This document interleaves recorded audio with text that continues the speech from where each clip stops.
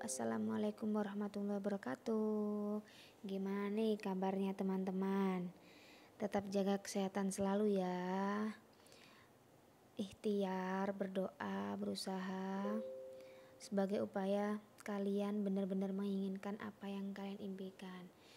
Semoga kalian dipermudah dan diperlancar dalam mempersiapkan menuju SKB tahun ini. Teman-teman, kali ini seperti biasa akan membahas soal SKB Bidan dan Kesehatan Umum sesuai dengan kisi-kisi Permenpan RB 2021.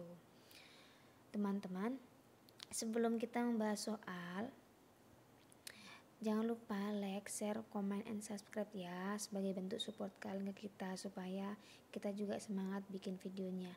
Oh iya, saya mau kasih ingat bahwa soal-soal yang kami tayangkan ini adalah soal-soal yang sering keluar di SKB sebelumnya. Tidak menurut kemungkinan di SKB tahun ini juga keluar. Oke, langsung kita bahas ya.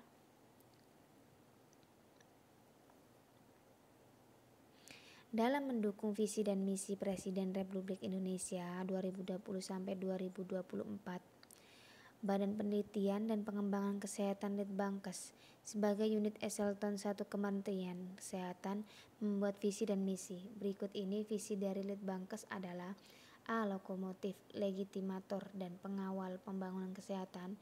B. Pengembangan sumber daya Litbangkes. C. Mengembangkan kerjasama strategis Litbang dan Iptek Kesehatan. D. Menghasilkan rekomendasi untuk pembangunan kesehatan. Atau E. Menghasilkan Iptek Kesehatan. Jawabannya adalah A. Lokomotif, legitimator, dan pengawal pembangunan kesehatan. Opsi A adalah visi Litbangkes ya. Kemudian opsi B sampai E adalah misi Litbangkes 2020 sampai 2024. Untuk mewujudkan misi Presiden dalam bidang kesehatan tahun 2021-2024, Kementerian Kesehatan menetapkan tujuan strategis berikut ini kecuali: A. Peningkatan derajat kesehatan masyarakat melalui pendekatan siklus hidup. B. Penguatan pelayanan kesehatan dasar dan rujukan. C. Peningkatan sumber daya kesehatan. Atau D. Peningkatan tata kelola pemerintahan yang baik, bersih, dan inovatif. Jawabannya adalah C, teman-teman, peningkatan sumber daya kesehatan.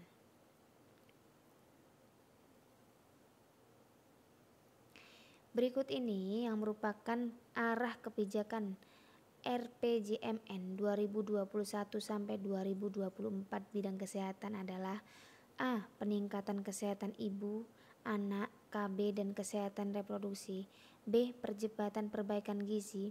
C. Peningkatan penerapan PHBS. D. Peningkatan pelayanan kesehatan dan pengawasan obat dan makanan. E. Peningkatan pengendalian penyakit. Jawaban adalah C ya. Jadi yang C ini bukan arah kebijakan RPJMN 2021-2024 ya. Yang menjadi salah satu atau beberapa arah kebijakan RPJMN 2021-2024 adalah yang bidang kesehatan, teman-teman: peningkatan kesehatan ibu, anak, KB, dan kesehatan reproduksi, percepatan perbaikan gizi, peningkatan pelayanan kesehatan dan pengawasan obat dan makanan, dan peningkatan pengendalian penyakit ya. Kalian bisa baca lagi tentang kebijakan RPJMN ya.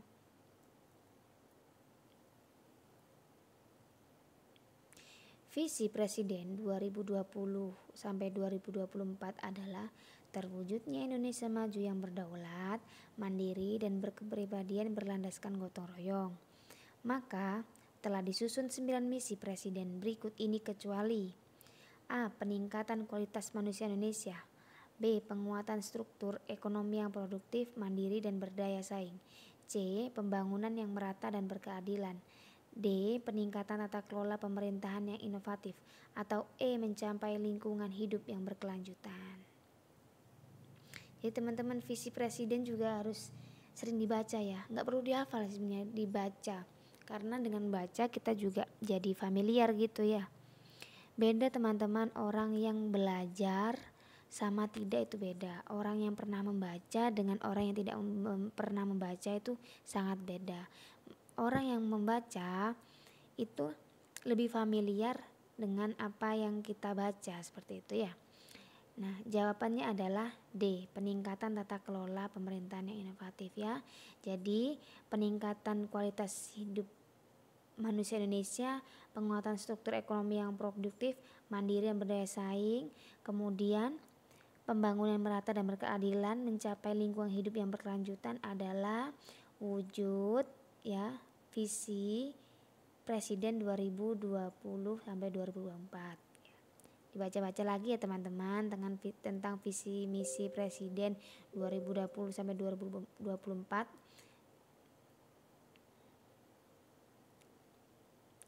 Seorang perempuan umur 25 tahun G1P0A0 hamil datang ke puskesmas dengan keluhan perdarahan pervaginan dan mual muntah. Hasil TTV normal, TFU 3 jari dada simbisis, keluar jaringan seperti anggur, serviks terbuka. Tindakan apa yang tepat untuk kasus tersebut? A. Rujukan rumah sakit. B. Konsultasikan ke dokter spesialis. C. Dilakukan kuretase di puskesmas. D. Bed rest total. Atau E. Cukup istirahat di rumah. Jawabannya adalah A. Rujuk ke rumah sakit. Karena di sini sudah dijelaskan ya teman ya, hamil 2 tahun. Dia mengeluhkan pendarahan dengan mual muntah, kemudian keluar jaringan seperti anggur, servingsnya juga terbuka. Nah, ini mencirikan atau ciri khasnya dari kehamilan mola hida ditosa ya teman-teman. Jadi tindakannya harus dirujuk ke rumah sakit.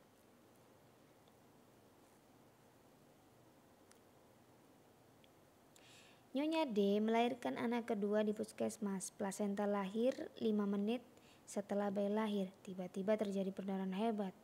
Kontraksi uterus lembek, ibu tampak pucat dan lemas. Tindakan awal apa yang tepat pada kasus tersebut? A. Lakukan KBI. B. Pastikan plasenta lahir lengkap. C. Perbaiki keadaan ibu. D. Persiapan rujukan. Atau E. Berikan 20-40 unit oksitosin. Ya, ini juga sering keluar ya teman-teman ya. Jadi ini jawabannya A. Ini adalah kasus atonia uteri ya. Jadi kontraksi uterusnya lembek, pendarahannya hebat ya. Tindakan awal yang tepat adalah KBI. Ada bagan tentang atonia uteri, di situ sudah dijelaskan, kalian harus cari ya. Jadi tindakan yang tepat atau tindakan awal yang tepat adalah KBI ya. Seorang perempuan 30 tahun sedang mengalami proses persalinan kala 2 di BPM. Hasil anamnesa ibu terlihat sedikit letih. Hasil pemeriksaan bayi lahir menangis kuat, tonus otot bagus dan bayi diletakkan di perut ibu. Tindakan apa yang selanjutnya dilakukan? A. Melakukan peregangan tali pusat terkendali. B. Memotong 10 tali pusat. C. Memeriksa adanya janin kedua. D. Mengosongkan kandung kemih. Atau D. Memberikan suntikan oksitosin. Teman-teman, apalagi langkah APN ya teman-teman, harus di luar kepala betul-betul. Sekarang kan sudah tidak menggunakan 58 langkah lagi, sudah di-upgrade ke 60 langkah APN. Itu kalian harus tahu step by stepnya harus ngapain ya. Jadi jawaban nomor 7 ini adalah C. Memeriksa adanya janin kedua. Nah, ini termasuk langkah APN ya teman-teman. Setelah bayi lahir dan diletakkan perut ibu nih, selanjutnya mengecek adanya bayi kedua. Kalau tidak ada bayi kedua, kita menyuntikkan oksitosin. Ya, setelah suntikan 1 menit, kemudian kita jepit, potong tali pusat. Nah, kemudian baru melakukan PTT. Itu ya. Seorang perempuan usia 21 tahun, G1P0A0, hamil 3 bulan datang ke RS mengeluarkan darah dari kemaluan dan perut bagian bawah terasa sakit. Hasil pemeriksaan TTV normal, TFU teraba balotemen, pemeriksaan inspekule serviks terbuka. Hasil USG menunjukkan adanya sisa jaringan pada uterus. Asuhan yang tepat adalah A. Menyuntikkan obat anti perdarahan. B. Memberikan konseling. C. Menganjurkan bed rest. D. Asistensi kuretase. E. Merujuk ke rumah sakit. Jawabannya adalah D. Termasuk abortus incomplete ya. Di rumah sakit nih. Dia kejadian di rumah sakit, mengeluarkan darah kemaluan, perut bagian bawahnya sakit, kemudian masih teman ya, serviknya terbuka, terus ketika dilihat ada sisa jaringan uterus ya. Jadi yang dilakukan kolaborasi dengan dokter SPOG untuk pemeriksaan USG dan merencanakan evakuasi jaringan uterus atau kuretase. Bidan melakukan rujukan pada Nyonya FG1P0A0 dengan kehamilan lebih bulan. Usia kehamilan dikatakan lebih bulan jika usia kehamilan adalah A. 38 minggu, B. 40 minggu, C. lebih dari 42 minggu, D. lebih dari 39 minggu, atau E. kurang dari 37 minggu. Jawabannya adalah C ya teman-teman, lebih dari 42 minggu. Ya, ini bisa disebut apa? Serotinus ya teman-teman ya.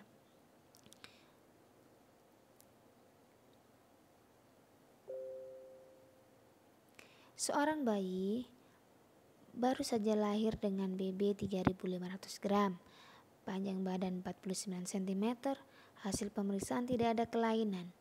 Bidan sudah memberikan vitamin K 1 jam yang lalu. Imunisasi apa yang tepat diberikan pada bayi tersebut? A. BCG, B. Fitka, C. HB0, D. polio, E. campak. Jawabannya adalah gampang ya teman-teman, jawabannya adalah C, yaitu HB0. Nah, setelah 1 jam pemberian Fitka, maka dilanjutkan pemberian HB0. Oke, demikian pembahasan soal yang kita bahas malam hari ini. Semoga bermanfaat, semoga semoga teman-teman terbiasa membaca soal atau mendapatkan soal seperti itu sehingga nanti menjawab waktu SKB jadi ingat ya. Teman-teman, saya ada referensi nih untuk teman-teman mencari tempat belajar yang komplit ya. Ada latihan soalnya, tryout-nya, sistemnya sudah chat BKN, kemudian ada Zoom-nya, materinya juga lengkap di Sahabat CPNS ini teman-teman. Kalian kalau mau daftar, kode referralnya ada nih supaya kalian mendapat potongan harga. Oke, demikian dari saya. Terima kasih teman-teman. Selamat bertemu di video selanjutnya. Assalamualaikum warahmatullahi wabarakatuh.